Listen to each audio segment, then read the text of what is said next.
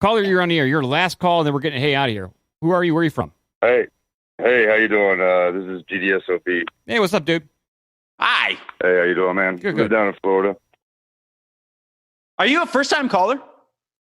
Yes. Oh! All right. Whoa. We need a thing. This is This is special. Right on. Yeah, you guys kind of wanted a Halloween story, whatever. I have a demon story. I've called into the Quite Frankly show. I'm pretty active over there. Oh, okay. They're all real familiar. Unfortunately, they kind of just got the cliff notes, but they had a personal experience in their studio after I hung up the call.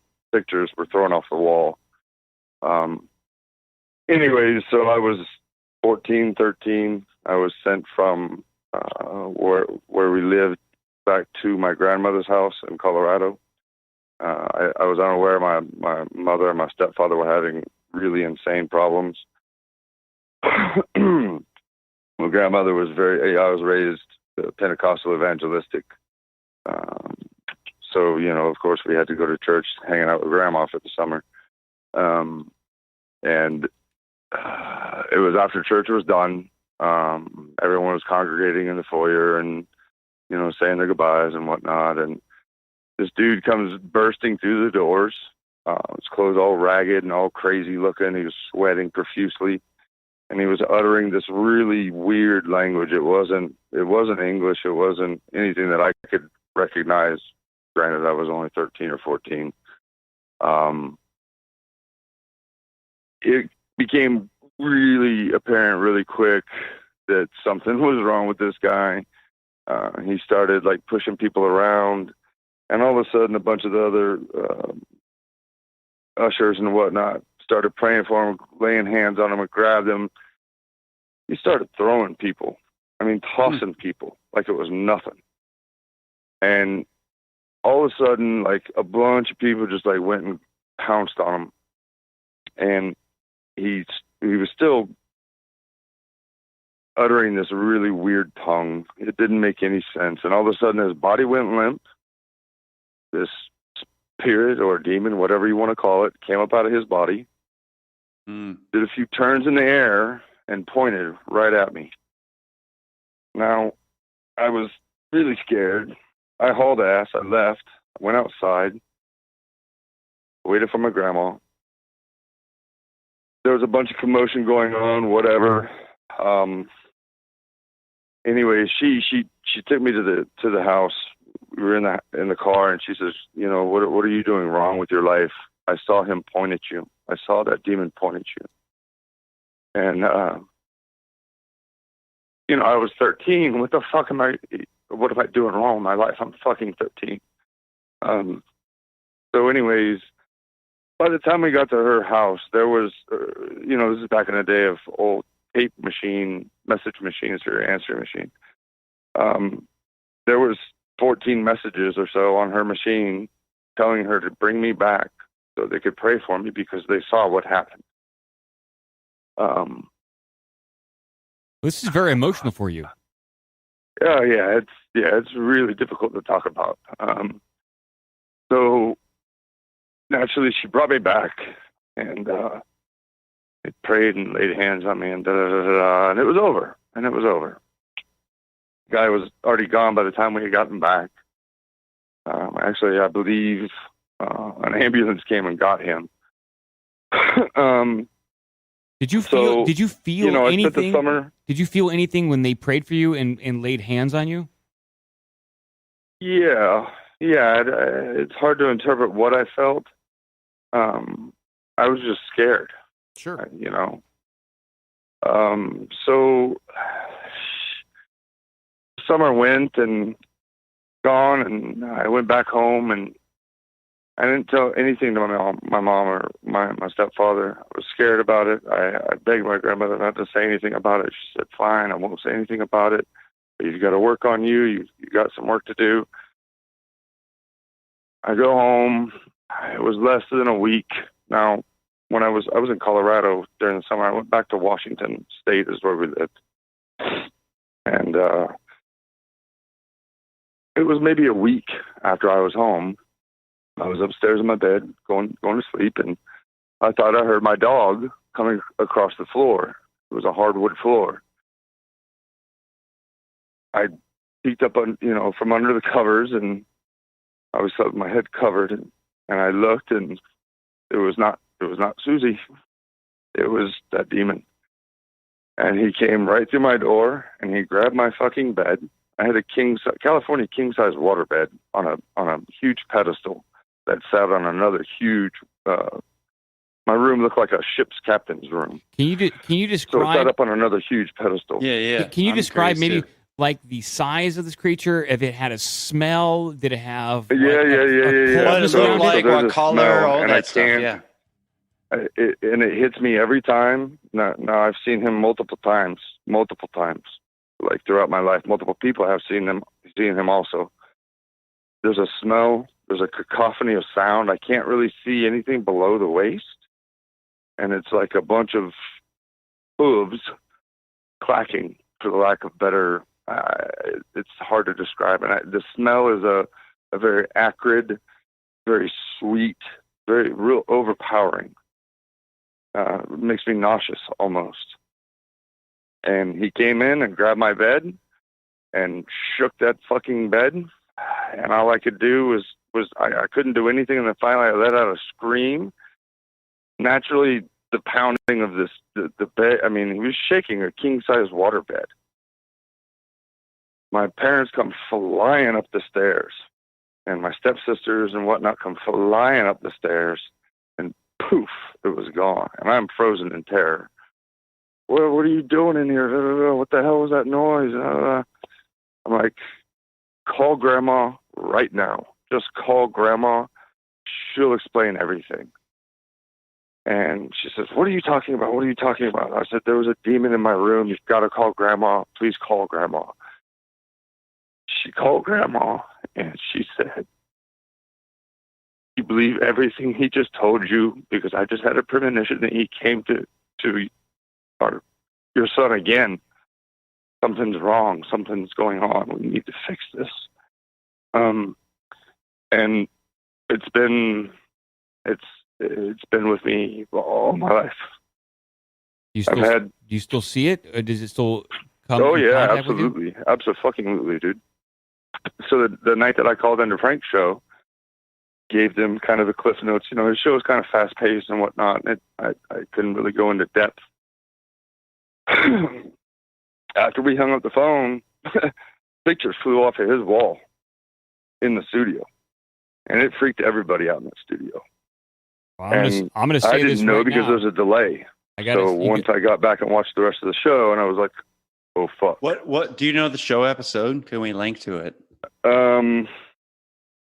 I don't, but I can find it and send somebody a link. It's Did you find our show? It was a late from night his Saturday night show. Okay. Did you find his show or did you find our show from his? I found your show actually. Yeah, I believe it was from someone in his, maybe Abe or something. I'm not sure. Had linked you in the Discord or something like that. You just told an emotionally powerful, that's like personal a crazy story, dude. That's a crazy story. Yeah. Very real too. Like it's like I'm a very big skeptic. I mean, I don't know how long you've been listening, but I'm a big skeptic. Yeah. But I think the fact that it doesn't sound like you're bullshitting to me. How old are you now? Excuse me? How old are you now? 46. So you've been carrying this with you for over 30 years. Yeah. Have you tried to see anybody concerning a sort of psychic exorcism? Either doing. Oh yeah.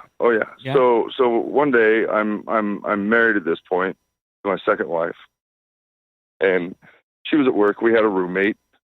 He was a devout Satanist, and I had no idea about this. I just knew he was in a metal band, and it was cool, and he was edgy, and I didn't know anything really about him. But anyways, we're in the kitchen making sandwiches, and all of a sudden I hear it, I smell it, and it comes blazing down our hallway past the kitchen and out the front door. Wham! And Gabe turns and looks at me, and I'm on the floor crying. And he's like, "What the fuck was that? What the fuck was that?" And I said, "Dude, this is what's going on. This has been with me forever." He says, "Okay, my mom has a lady that deals with a Yaqui sorcerer Indian. Maybe you should talk to him." I talked to his mom, and she convinced me to have a journey with this. He comes from a very long line of Yaqui sorcerer Indians. I had hands laid on me. I've done the prayers. I've done the holy water and all this stuff, and I was desperate. So I said, okay, I'm going to meet this guy. I'm going to see what the hell's going on. I had to bring something for the altar, and I had to bring a bottle of silver tequila. The object I brought for the altar, or a gift for him, have you ever seen those weeping yogis that are carved? They look like a ball, like a semi-nude dude, like in the sitting Indian style with his face down in his hands. I think so. There's actually, yeah. So there's 4 positions those yogis sit in, and they sit in those positions 24 hours a day and do this prayer. Well, I collected a bunch of those, and I had probably 22 of them, 23 of them.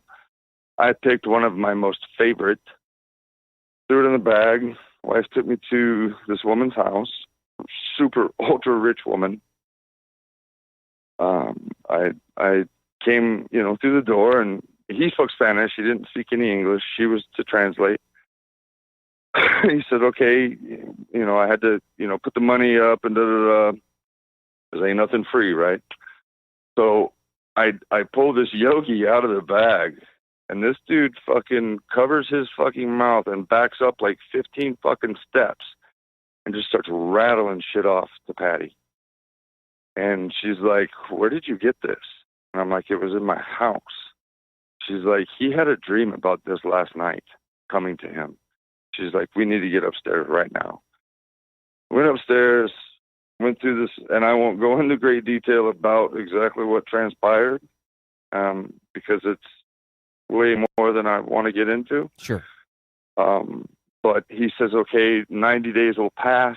You will get a letter that Patty was sitting in the corner the whole time throughout this journey. So it consisted of me literally drinking this entire bottle of silver Patron as he's drinking another bottle and like spitting it in my face and like slapping me and fucking like going through this crazy chants and like laid me on a table and like covered me in a sheet and was doing all this. I don't know what the hell, dude. I went into a weird realm. I didn't know where I was.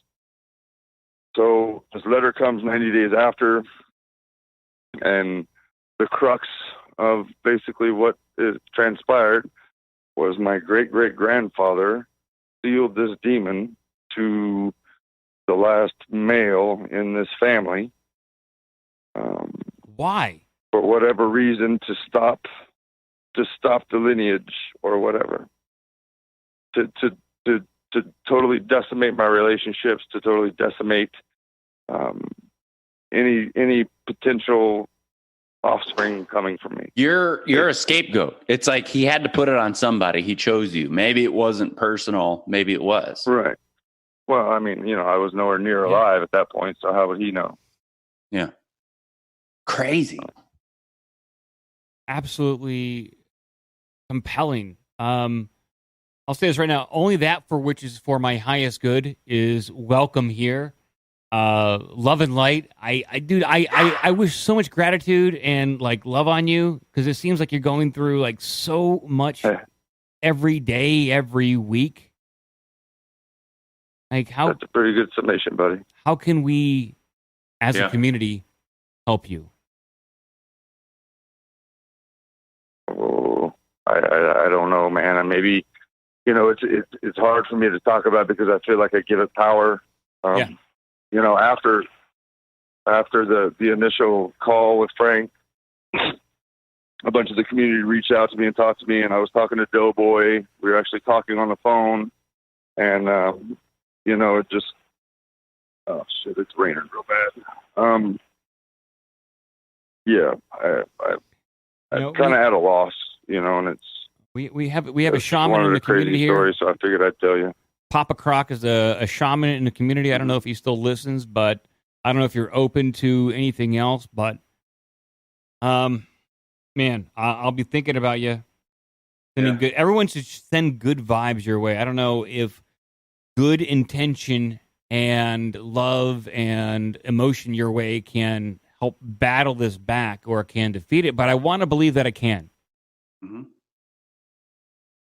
All right. I don't want to hear you sound defeated, but you've been living and I for so long. definitely appreciate the good vibes, the good energy. You guys have a great show and super funny, and yeah, I enjoy it. Well, thank you. You're GDSOB, correct? Yeah. Oh man, thank you for calling in and sharing this story with us. Really appreciate it. What a wild one, and a perfect one for a Hollywood weekend, despite its negative. That'll scare the shit out of anybody. Right, like impacts on what your life is. But I think, there's got to be some solutions out there, and hopefully our community or somebody's community can reach out and make sure that you can't live with this kind of stuff. I mean, it's just too much. Yeah, it's difficult. It's it's not fun at all. So, and going from, being raised evangelistic Pentecostal, and then, I delved into Roman Catholicism and this and that, and delved into just, what's it called? Just like the basic Christian or whatever. And, and have sought answers and sought help from people continually, when I feel finally comfortable enough to speak about it. Because I do feel when I do speak about it, I give it power, and some shit's going to happen. And so now I just got to kind of prepare for that. Well, we wish you luck and love and light out there. Have some, try to have a good night, good week, and let us know how you're doing, okay? All right, cool. Thank you, guys. I appreciate it. You guys rock, and keep doing what you're doing. And one of your quintessential shows I want to give you props on was Ryan Dawson. I fucking love that guy. Oh, cool. Well, hopefully have him back. Phenomenal show. I'm trying to get Frank and Ryan together. Yeah. See what happens. But yeah, thank you very much. All right, man. Take it easy. Thank you. GDSOB. Thank you. If you want to join the Slack or Discord, give us an email at ourbigdumbmouth@gmail.com. Check out obdmpod.com for all the social media and donation links. Be a part of the magic.